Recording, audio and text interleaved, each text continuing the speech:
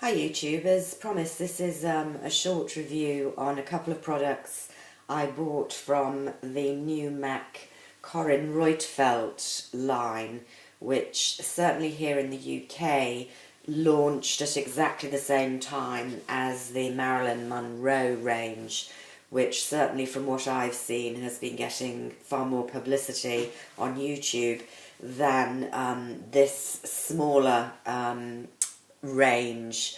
It may be because in the United States the Carine Roitfeld came out earlier or later or isn't coming out at all. I'm not sure about that.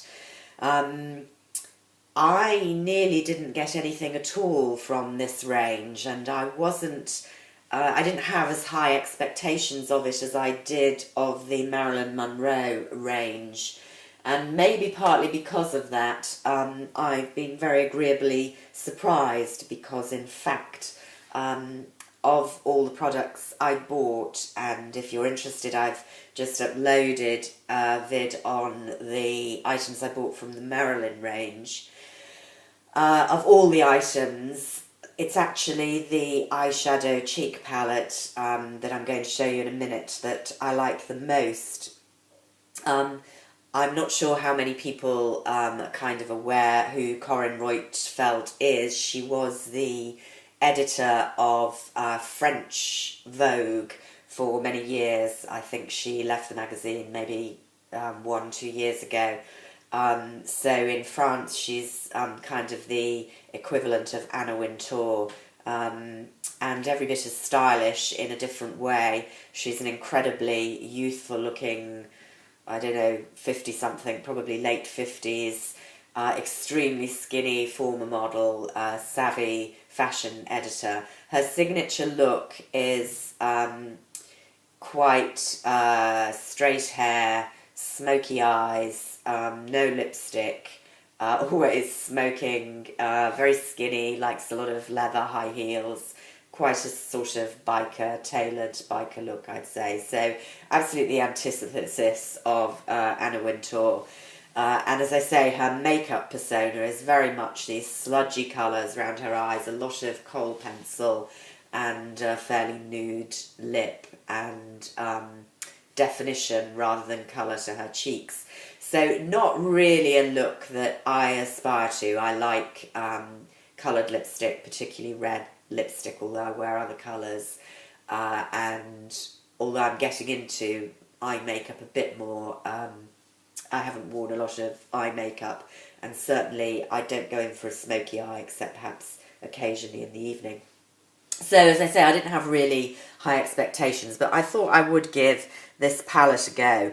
You can see the packaging. Well, I think it's very sleek, and not nearly as slightly tacky as the Marilyn packaging is. It's just this really matte box which feels really good and heavyweight in your hand, with Carine's initials, I suspect, in her handwriting, with MAC underneath in a shiny black. So it's kind of understated and looks to me much classier than the Marilyn collection. And I really like the angles as well, which of course is unusual for MAC, but really fits in with Carine Roitfeld's aesthetic, which is very angular and sharp cuts. So I really like what they've done with the design. I don't know how influential she was in it. Now they had two eyeshadow palettes. This one is called the Desert Camouflage, and I think there was a Jungle Camouflage, which was slightly darker, earthier colours even than this. And you get 4 eyeshadow colours here. This is the famous Carbon, which many of you will have.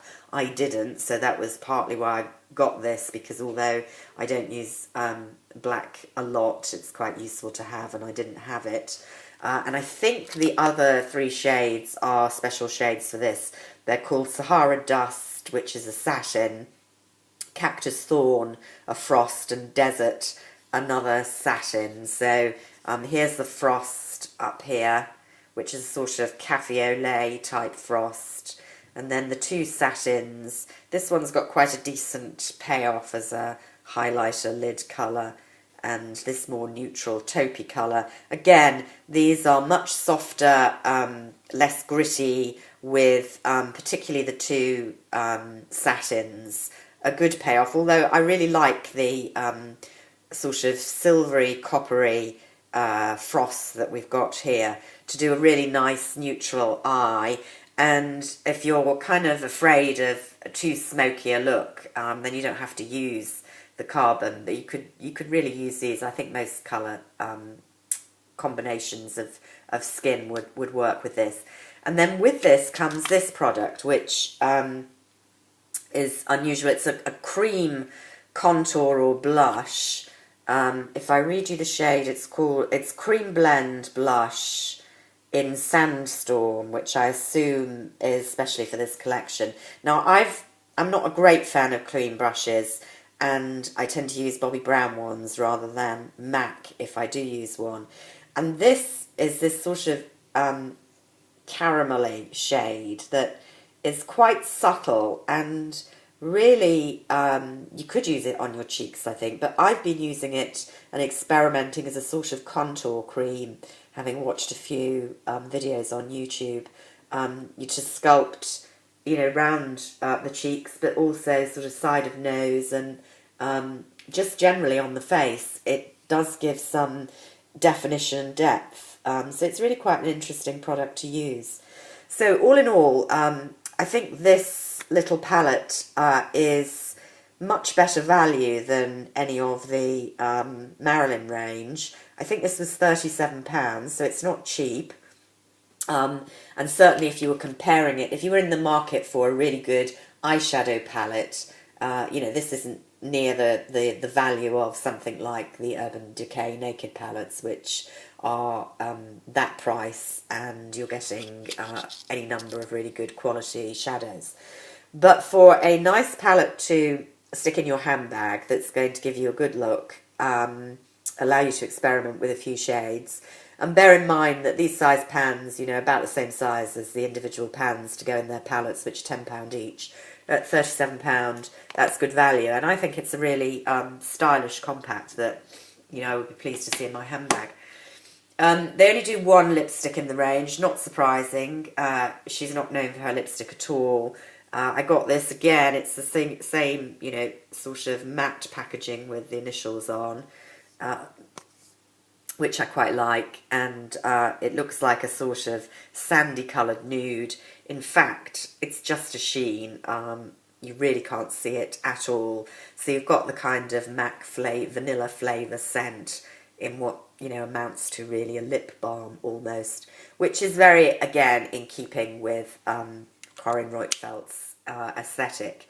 But unless your aesthetic is exactly the same, I keep using that word, forgive me, then, you know, this isn't particularly good value, although, you know, it's quite a nice item to wear.